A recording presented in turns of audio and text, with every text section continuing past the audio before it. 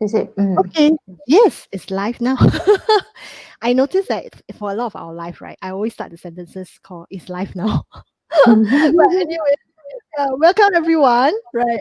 Thank you once again for joining us tonight. I'm Jace from Creatives at Work. Welcome to our Facebook live sessions on our workshop preview for our next online workshop, which is titled "Cultivating Positivity and Resilience in Times of Crisis." So I'm so happy to be here today to host these sessions together with our guests, as well as our trainer, Shen. Shen, would you like to say hi? Hi, everybody. It's good to be online and nice to talk to all of you. Thank you so much for joining us today. So, working as a freelancer also means that we often have to take on a lot of different roles, right? Whether is it handling our own finances, handling the marketing, even doing delivery, going down to banks, etc. So sometimes, you can feel like you're trying to catch and keep all the balls in the air at once, and trying to juggle yourself and then trying to find a balance.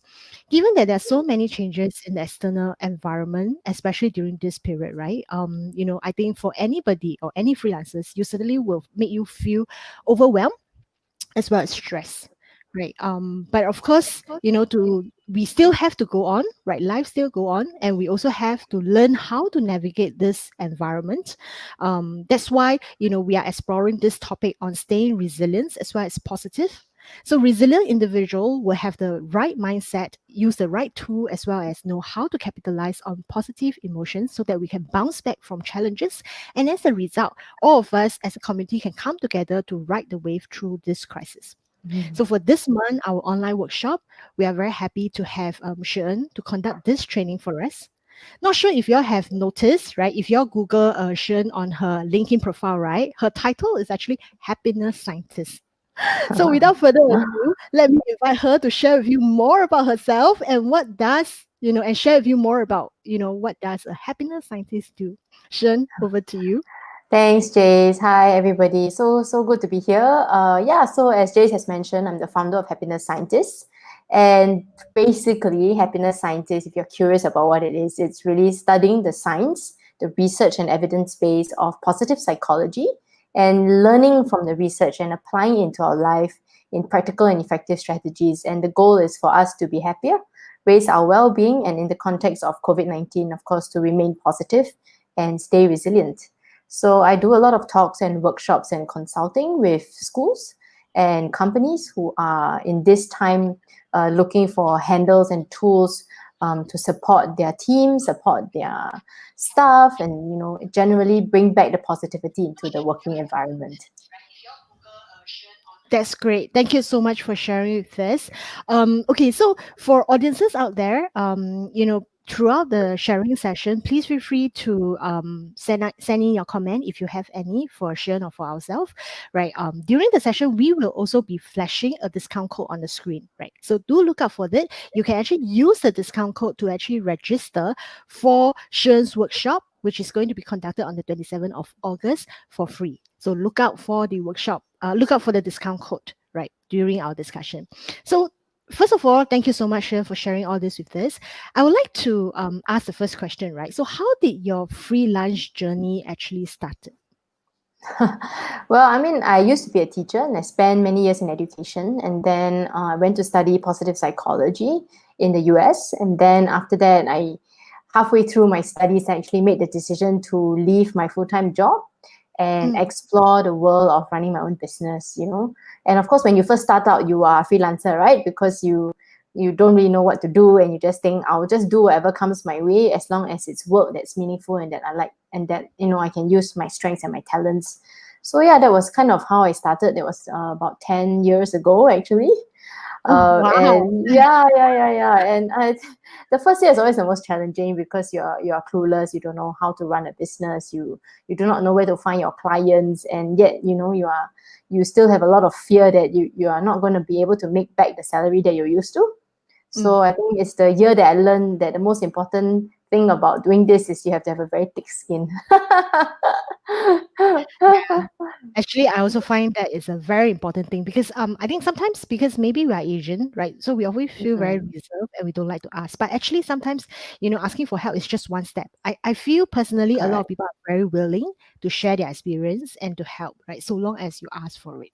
So we always ask Yes. for our freelancers, if you have no job, please ask for it, right? You never know. Right? There may be someone who is willing to actually extend a hand to you, a helping hand, or if not, or even, keep a lookout for you, right? Definitely. So how so during your 10 years of journey, right? Mm, Starting as a freelancers to where you are today, um mm. how have you cultivate positivity and resilience into your business? That's a great question.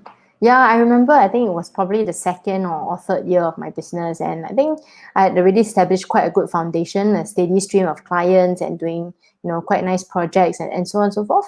And I remember there was a period of time I was quite busy and there were a lot of deals lined up, almost confirmed, I'm sure you know how it is. It's like people say, yes, I just need to send you and confirm the proposal. So you feel like it's almost a done deal, correct? And then I remember that the value of those four projects was about 20K. And I guess in those times, 20K for four projects is not bad money. So I was very excited. I said, oh, yes, this is the day when they're going to confirm and then we can get started on doing the work. But when I opened my email that morning, I remember receiving four emails. And Mm, all four emails said, sorry, Sha-En, we can't go ahead with the proposal. Sorry, Sha-En, blah, blah, blah. And it was the same four people whose projects I thought were going to go ahead. So oh. in overnight, suddenly whatever you thought was going to go into your revenue went out the window. Yeah, and so of course for the first 1 hour I was kind of stunned. I look at the email and say, no, this is not happening to me. And I think for many of you, if this has ever happened to you, or even as COVID hit us, you may have thought, no lah, this is going to be temporary, and nothing is going to happen lah. Never mind. It's only these clients who are going to do something and cancel their projects. So I was trying to comfort myself, but the more I looked at the email, I knew that it was real. Mm, So I had a choice, right? I have a few choices in front of me. One, I could wallow in self-pity and say, yeah, these clients, I'll never work with them again. I mean, how irresponsible. They already said that they can give it to me and then suddenly don't give me. I mean, I could do that and get very angry. Or I could just cry and feel miserable at home. Or I could have the third option, which is, what can I do to turn this situation around? mm, And like you said earlier, all we need to do is ask for help. And I think in business, when we find ourselves stuck, we need to take action. And taking action, even when you are down, I think constitutes a very resilient mind. mm, So I decided, okay, if I lost 20K, I'm going to send as many emails I can find and ask people, is there anything that I can do? And so I went to a stack of, what do you call it, name cards mm, in the time where LinkedIn did not really exist or was kind of just starting out. And I said, oh, I know this guy, I know this guy. So I just sent, I don't know how it was. I spent 3-4 hours sending maybe 40 emails. But those 40 emails drew in the 20K over the next few months mm, because I took action and decided that this is not going to be determined just because four people turn their door towards my face. mm. Yeah, so that's one example, of being able to be resilient in your mind and recognize that, yeah, just because some people say no doesn't mean that you can't turn it around just by taking action. Mm, right.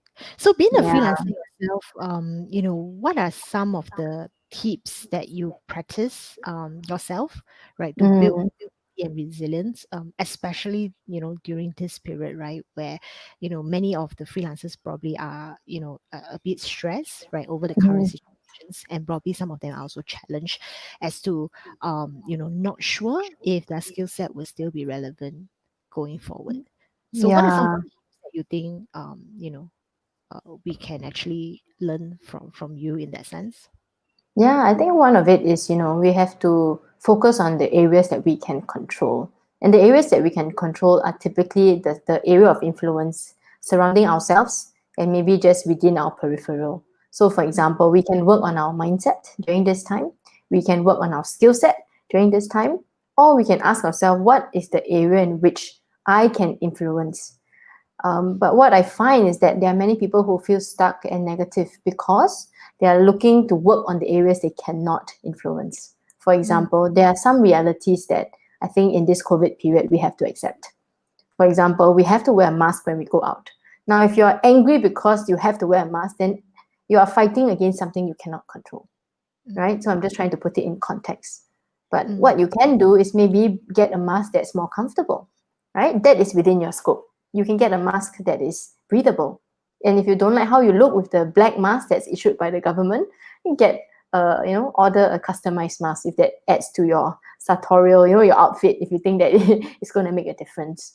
So I use an easy example of a mask to say, there are areas that we can control and there are areas that we can't. So in your own business, I think that's something that you can look inward and say, what is the area that I want to improve on myself right now? Is it my mind? Is it my skill? Who are the people that I can talk to who may also be in the same boat as me, or who may in this time are very creative, like creatives at work, right? Who may have some ideas from how I can use my current skill set and innovate during this time. So the more we focus on the areas that we can control, we find that we can at least be moving forward. Maybe we may not get deals and projects as readily as we used to, but at least we're making good use of the time that we're doing now, right? And don't burn any bridges as well. Right. Yeah. So during this period of time, do you see an increase in terms of people seeking your advice in terms of building resilience, as well as, how should I put it, mental wellness part of Mm. themselves? Yeah. Yes, definitely. Yeah, I think I've had so many more inquiries during this time, actually, to be honest, regarding these two topics on positivity and resilience. Resilience, why? Because we're going through a very difficult time and they want to know how to survive. Positivity, why? Because, when they open the news, everywhere is negative news. They get the message through their phone, also negative news. So I think they don't want to be exposed to it, but then they don't have the tools, the handles in which how to actually do it for themselves. So they are waiting for maybe someone to bring the positivity to them. And if everybody around you is in the same state, then how is that going to happen? So does Yeah. it mean that actually, if you want to stay positive, if you want to stay positive in life, to have a positive outlook, then it will help to actually surround yourself with people who has positive vibe? Well, it definitely makes a difference. Yeah, because let's say you send an SMS to your friend and your friend is naturally maybe a complainer or someone who likes to throw things at you, figuratively, right? Then you say, I'm feeling really lousy. Then the person replies, yeah lah, you got to wear this mask, go out, so everywhere got to scan. Then imagine you send this to 5 people and all 5 of them respond the same way. How are you going to feel? You're going to feel like, I wish I didn't send the message. Correct or not?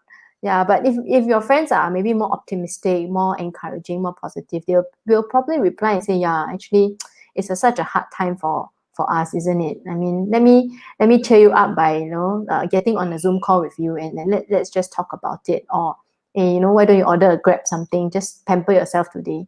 At least the response will make you feel a little bit better, even if you yourself don't feel good.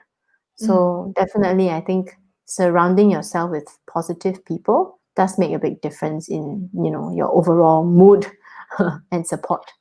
So I guess among your client base, you probably has also clients who are freelancers. Do you think self-care is actually more important to a freelancer compared to any other so-called occupations in a sense? I think, well, there's something unique about being on your own, right? It's that you have to do everything. Of course, there's stress in almost every profession that you do. A stay-at-home mom has a different kind of stress as well. But I think self-care is definitely fundamental. It's just that I guess running your own business and having to juggle so many things, you have to be mindful of certain areas that maybe someone else who has stress coming from their boss, for example, rather than a client would be different, right? So, your boss, maybe you can ask for extensions, but maybe with clients, you don't have so much breathing space because they are waiting. They also have their own internal timeline. So I mean, there are stresses that are unique to being on your own, right? Which then you just have to manage. And therefore, I think we have to be very clear on our boundaries, on our priorities. And the tendency is that we'll say yes to everything. Why Mm, not, right? If it's going to bring money, especially during this time, we feel like we're in survival mode. Yes, lah, say yes, yes, yes, yes, yes. But you know what happens with saying yes upfront is mm, that down the line, everything will start piling up, like mm, Murphy's law, right? Everything can go wrong all the time at the same time. So I think that's something that we need to be very mindful of. mm, While we want to take on things, and it is important to keep ourselves going financially, we must also be clear where those boundaries are and where those priorities are as well. mm, mm. So as Mm, freelancers, we tend to be a bit more practical in that sense, right? So we always like mm, link certain things to, whether is it the success of our business, or helping us to actually bring in more customers. So mm, how do you think in this whole, where government are also encouraging us, right, to say, oh, you must take up new courses and all this, right? So a lot of them might be wondering, why do I need to take care of? Why do I need to attend, or to learn more about positivity and building resilience, right? Does it help my freelance career? mm, mm. So what would you say to freelancers who say that, hey, actually, I don't need lah, I already know what to do. Well, okay. I mean, this is where the research comes in handy. And the reason why, as I mentioned in the beginning, we call ourselves happiness scientists is because the suggestions that I give aren't just because of personal experience, but it is what research recommends, right? So, for example, let's talk about a positive emotion called hope, Mm, right? If we have hope, hope means you anticipate that good things are going to come. If you have hope that COVID is going to pass one day, you will start to make plans. You will have some goals. Of course, if you say COVID is going to end tomorrow, then I'll say you're in another land. But if you have hope to say that maybe by next year things will be better, then what happens is in your mind it activates a neural circuit.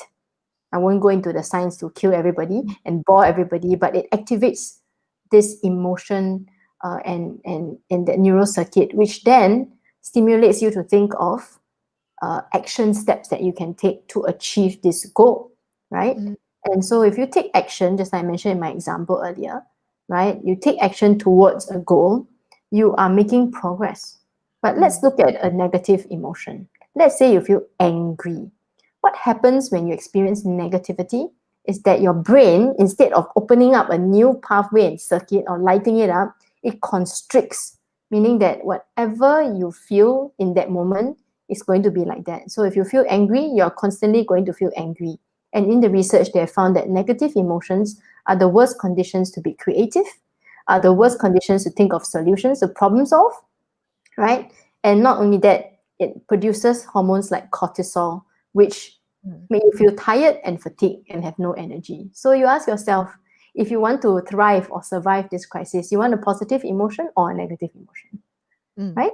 Right. Right? And so that's one very clear example where having hope or having a positive emotion moves you into action, makes you feel better, doesn't drain you out. But if you constantly are in negativity, then it's almost like you are, destroying your internal body and your mental system. And it's very hard to then find possibilities.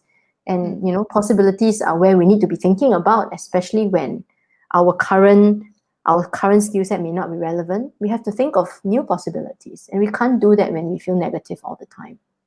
mm. That's right. That's Mm, right. We have some yeah, questions coming in, so maybe we can sure. Yeah. take some questions from the audiences. But before that, I just want to share again. For those of you who are interested, to join us for our online workshop with Sha-En on building resilience and sorry, building positivities and resilience, right? On the 27th August, you will see this discount code flash out, right? So this is for you to actually register. So if you take this discount code and register on our Eventbrite link, right? Then you get to attend the workshop for free, right? So Mhm. just a gentle reminder to all. But let's take the first question from Benji. Right. So this is probably the best time. So Benji mentioned or was asking, this is probably the best time to teach resilient in our kids. Any tips? Mm. Great question. I suppose Benji has kids, so I didn't introduce about my kids because we were talking about business. Actually, I have two girls. I have a Oh, 6-year-old and an 11-year-old, and I think this is probably the best time. You're right, to be able to teach them a real life example of being resilient. And one of which is, when we look at the external environment, resilience can be kind of broken down into mental resilience, your mind, mm, and emotional resilience. So maybe we'll focus on the emotional resilience. So let's say you're, in the beginning part of the circuit breaker, or maybe even in the middle of the circuit breaker, when your children are feeling frustrated that they cannot go out to play and they're bored, and they look at you, you look at them, you don't know who wants to who,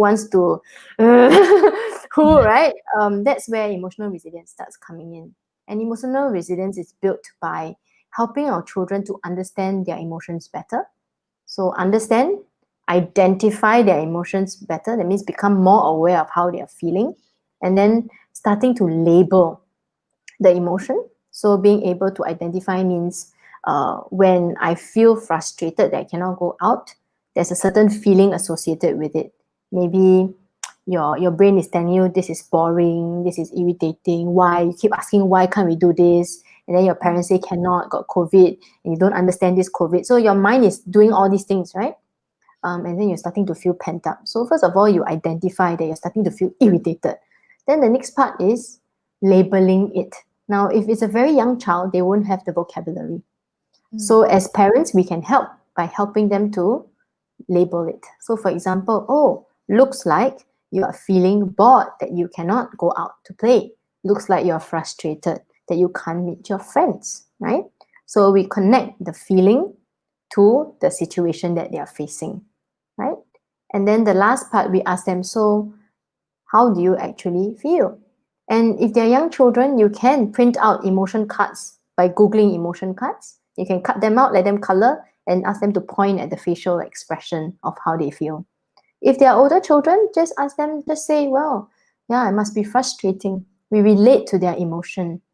It must be frustrating that you can't do your CCA, for example. It must be frustrating you can't see your friends. And learning from the computer is just not the same, and you yeah, can ask them, is there anything you would like to share with me? And so part of supporting the resilience of our children is also to be good listeners. mm, So as they right. share, we'll sit there and we just listen. And if they share something you don't agree with, hey, don't respond. Hey, what you think like that? Cannot, you cannot think like that. That's not how you should feel. That is a surefire way to tell them, I don't agree with you and I don't care about your opinion. Mm, Right? So that in terms of building emotional resilience, we need to allow space for them to express their emotions. We need to help them to identify their emotions if they are young, and help to label their emotions. I hope that answers your question, Benji. I'm sure. I'm sure. Right. So we have another question for Joe as well. Right. Mm. So Joe is asking, I know someone is constantly unhappy on daily basis, despite Mm. the need, does he need to seek for professional help immediately? That's a great question. And as a trained counselor, I would say that it really depends on how long this has been going on. So typically, and also, is there a shift from the normal state? So some of the benchmarks that we look at are things like change in mood, withdrawal. That means maybe suddenly they don't feel like talking, or if there's a change and suddenly they're talking all the time, Mm, so we want to look at what is the norm, and then we want to look at the shift in behavior. If the shift in behavior is temporary because of some bad news, then maybe we just need to give the person a bit of space and time, right? And just let the person go through it and deal with it.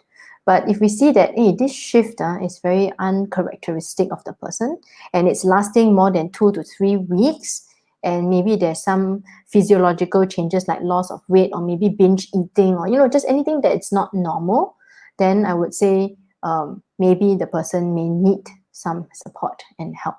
But it's always a challenge because they must become aware that they are in pain, and that seeking help is not weakness, right? And during this time, I think mental health issues have begun to rise, especially anxiety. So if you are the friend, Joe, I would say monitor it and notice and see and look out for changes. And if you are close, it might be worth checking on the person a bit more regularly, before determining whether to suggest professional help is needed. Yeah. So I think during this time, I think for everybody is also to kind of look out around for friends around us as well, because it's certainly Mm, time unprecedented time and a challenging time for a lot of people. So I guess yes. by taking the extra mile, right, to keep a check on friends that you hasn't been in Mm, contact for a while, and like what you mentioned, right, lend a listening ear. I think that probably mm. a lot as well. And also for yourself, because sometimes and now at home you feel like you need to talk to somebody. Yeah, and actually it's perfectly okay. You know, a question that I get asked all the time doing happiness is like, are you happy all the time? And I mean, if you're listening, maybe that's at the back of your mind, you just don't want to ask. But the truth is, no. I just because I know the signs, it doesn't mean I never get unhappy. I'm not Mm, invulnerable, right? But what mm, it means is that when I do feel low and when I feel sad and angry and all of that, I am aware that I'm in that state, and I have the mm, tools to know what to do to get out of it.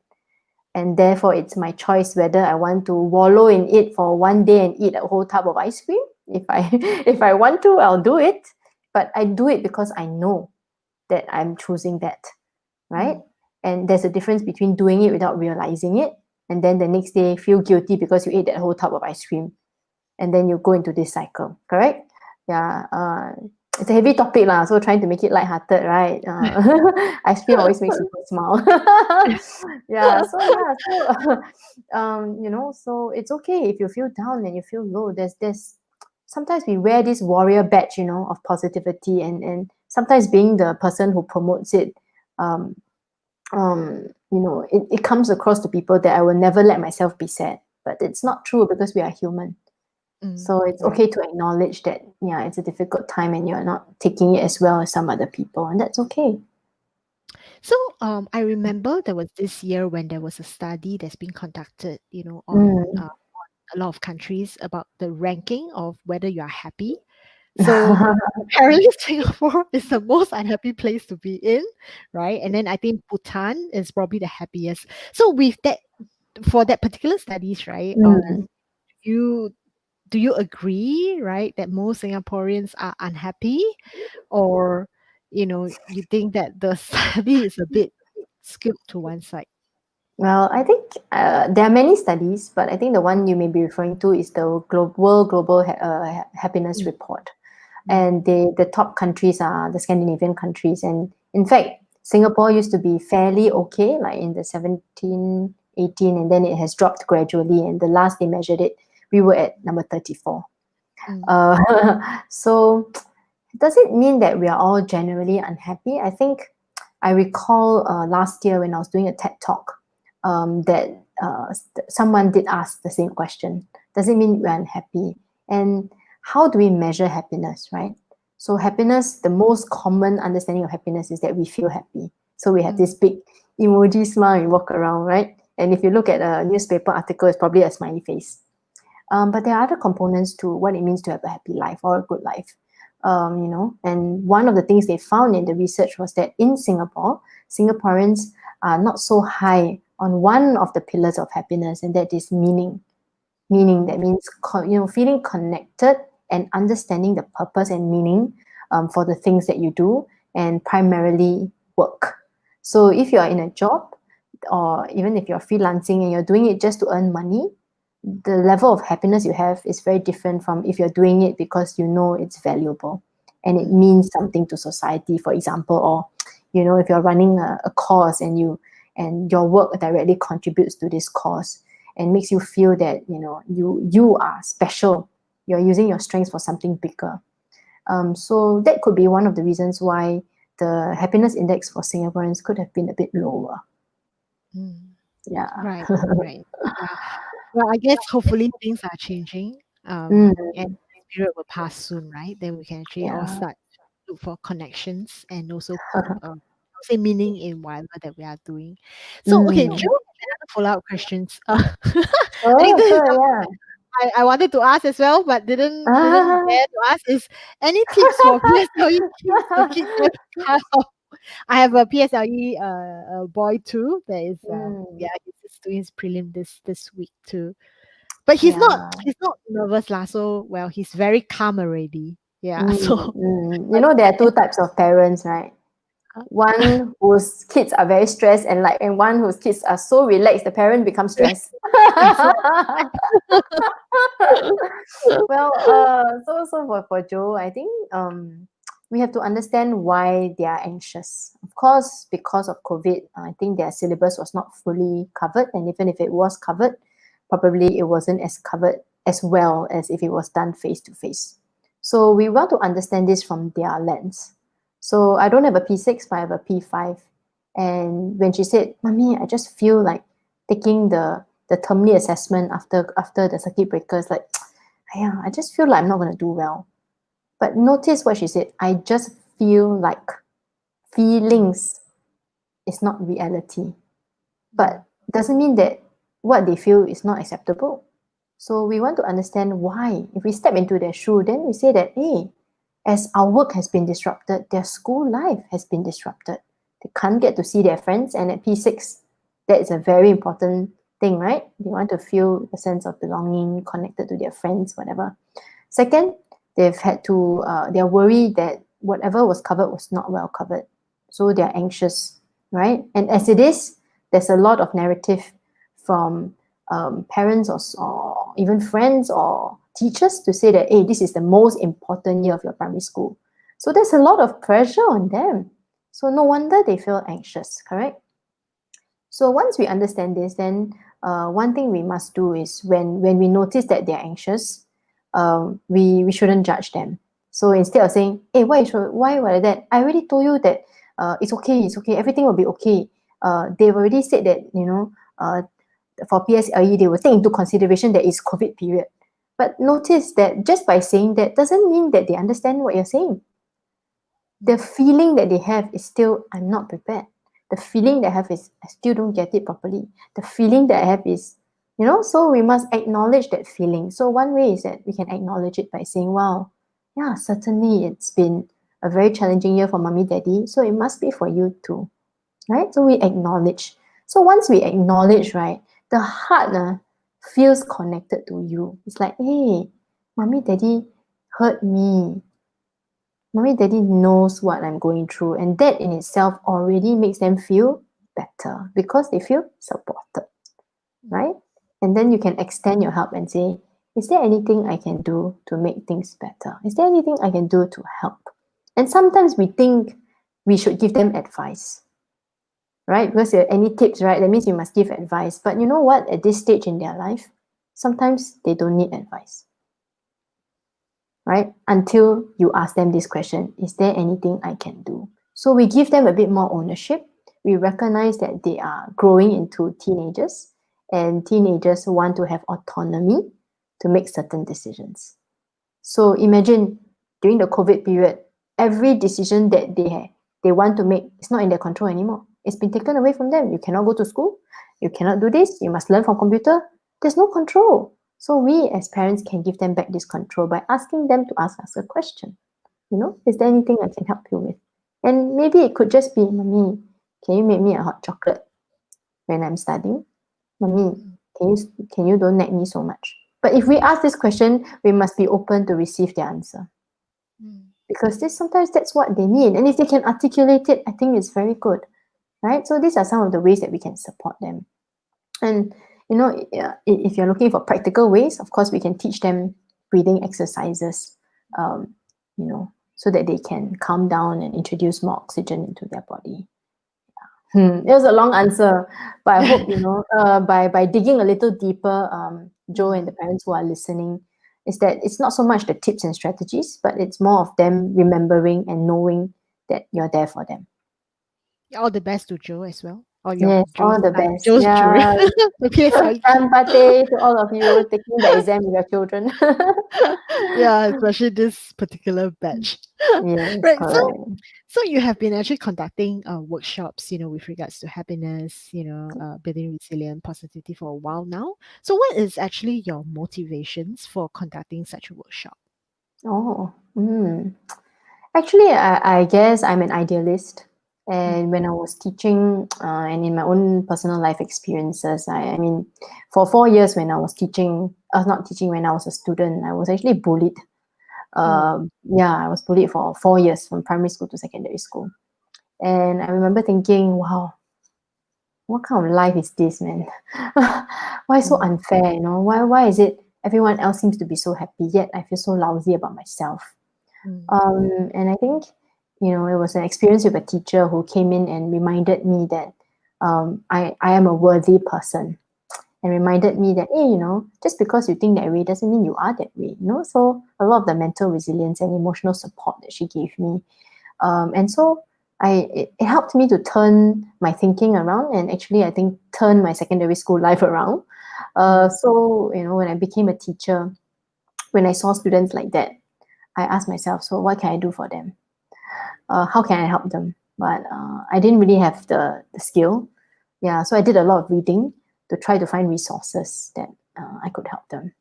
mm, Yeah, so I found a book by the founder of the field of positive psychology called Learned Optimism, Learning How to Be Optimistic. mm, And I thought, oh, wow, can learn, man. I thought you're either the glass half full or glass half empty kind of person. You're born like that, right? But then, hey, when I tried it with my students, I realized, wow, it works. mm, Yeah, and not only that, it worked for me as well as an adult. So I guess my motivation is that I know that the science is effective. I know that by also experimenting it on myself over the last 10 years, that it has the potential mm, to for us to turn our lives around, to be happier, to live a more fulfilling life by finding what is it we love to do, and by connecting with people, having good relationships, being more positive every day. So yeah, I am driven from something that I really believe in. mm. Yeah.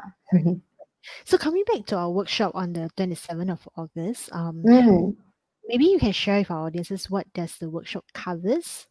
Sure, sure. Yeah, I mean, definitely, I've been talking lot about the mental resilience. So I'm definitely going to be covering some negative thinking habits that we might somehow have become things that we got used to over the years, maybe from childhood or whatever. So, how do you get unstuck from some of these negative thinking patterns? How then do you strengthen your mindset by Mm, looking ahead rather than dwelling in the negativity?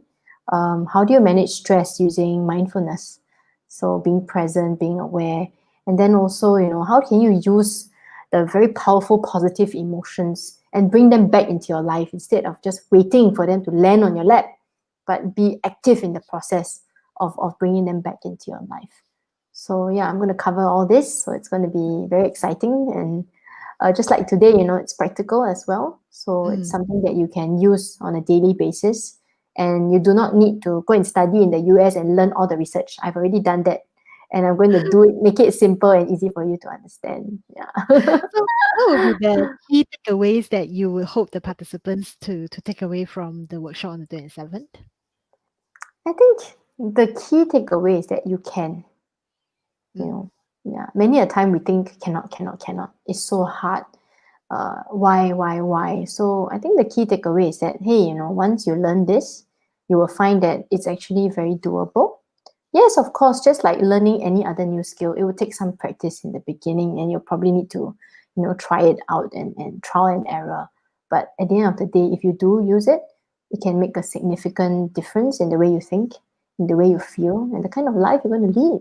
So you can definitely do it. Yeah, I think that's a very powerful thinking actually as well, especially for this period of time.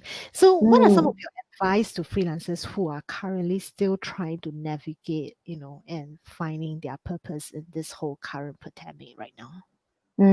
That's a good one. I think if you are trying to navigate, you maybe it's good time to use this. I find that COVID is a very good reset.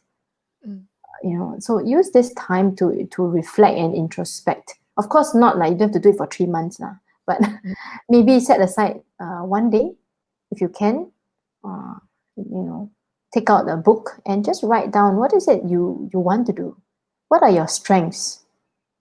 Strengths in terms of character, like are you and you have integrity, you're hardworking, you are honest or whatever. And then strengths in terms of your skills. What is it you can do? Like for example, for me, I am good in reading the research, taking the very complex research and making it very simple for people to understand. And that is a strength that's unique to me. Not everybody has this strength, right? And most people who like research become a research scientist. They don't come out and so you have to ask yourself, hey, what is it about me that stands out, right? And also look back on your past successes and find patterns from there. Sometimes we don't look at our success and we think somehow or rather we got here. But hey, you are somewhere because something along the way happened that was good, right? And then, yeah, I think back to my first point is, once we discover all that, and maybe it's about, reaching out to people and saying, I can do this. This is what I'm good at. And, if you already know it and you tell people, I'm good at this and I can do this, you are confident, right? Rather than say, I don't know lah. Then when you approach people, that energy also will come across. So, once you have done a little bit of that introspection, then, just talk to people around you. Say, this is what I can do. Is there any project that I can support? Something like that. So yeah, and I think that at least you're learning to know more about yourself. And when you are ready, when the crisis is over, you already have that clarity in your mind, and then you can just move on. Great advice. Right. All right. Thank you. Thank you so much for all your advice, and thank you to our audiences for staying with us. Yeah, I thank hope you you so much. find the session useful. So we'll wrap up tonight. Thank you, Sharon.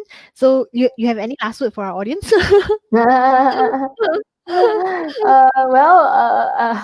I think there's a saying lah that says in crisis you could crash, in crisis you could just stay afloat, or in crisis you could come out victorious. So Mm, you have a choice what you want to do.